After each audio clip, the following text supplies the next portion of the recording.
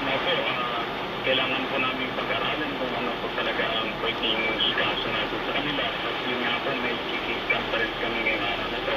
At gawin po yung case build up and investigation pa natin ito para mapadali yung resolution po ng mga kasong ito. Are you at liberty now to inform us sino ho ang ano pangalan po ng leader ho ng grupong ito?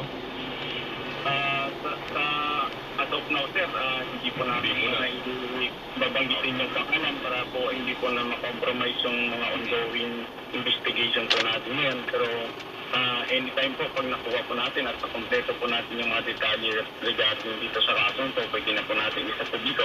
Nang ganun po, ma-aware po yung sambayanan natin na itong grupo na to ay iwasan po nila. Okay. Ano po ang ano ho dito, analysis po ng inyong legal? Kasi ngayon meron pong bagong anti-carnapping law, di ho ba? Yes po, sir.